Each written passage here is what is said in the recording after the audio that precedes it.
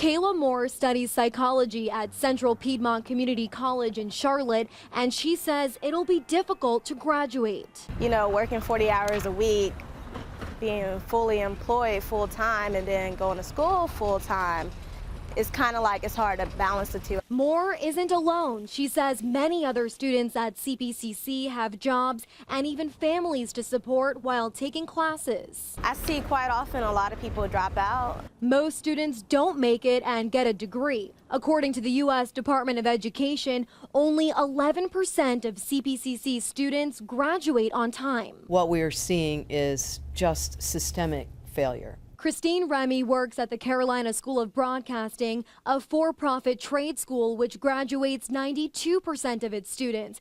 She says it's frustrating to see so many community colleges not making the grade when they receive so much public funding, more than $1 billion a year from the state. Why shouldn't schools like this get as much support, if not more? Here are some of the graduation rates from community colleges across the state, some in the single digits. More than half of all colleges fail to graduate a fifth of their students.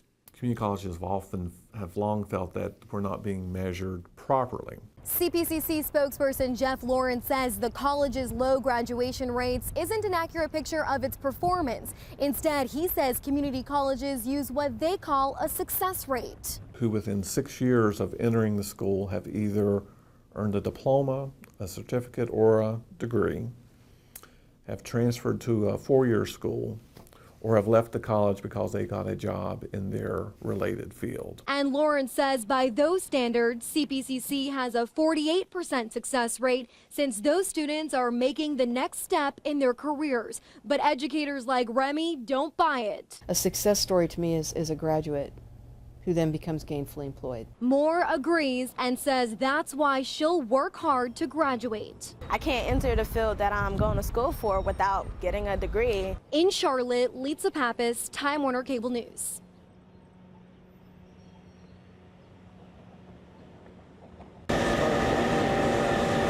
Doug Rodriguez works at Siemens Energy in Charlotte, a major manufacturing hub with high-skilled workers. I love it.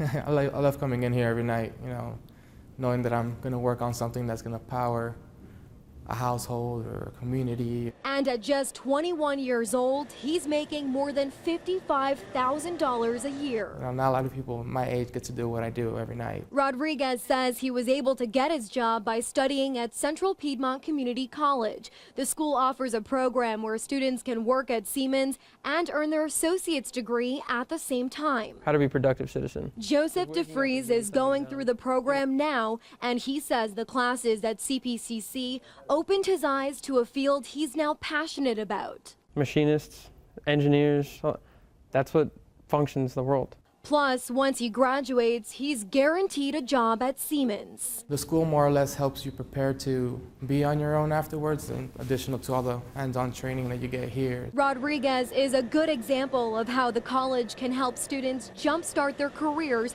with both a degree and a job.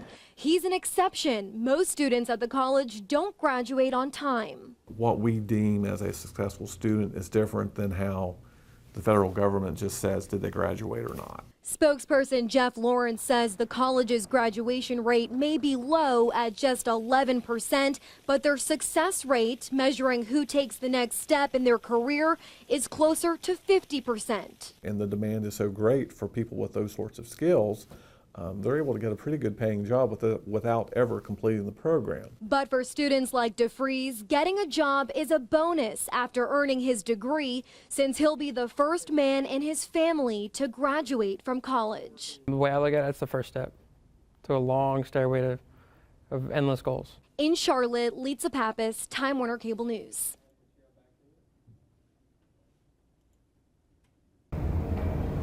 North Carolina's community colleges receive about $1.2 billion a year from the state. And we keep pouring so much money into it. We have a terrible, terrible education system. It's horribly broken. Educators like Christine Remy question whether community colleges are using taxpayer money responsibly when half of them fail to graduate more than 20% of their students. Stop trying to increase the size of the footprint of the community colleges without making sure that there's not a lot of waste. We have some routine, ongoing accountability measures that we've used for years, sometimes for decades. George Fouts is the interim president of North Carolina's community college system. He says the state keeps track of what each college does with the money they receive.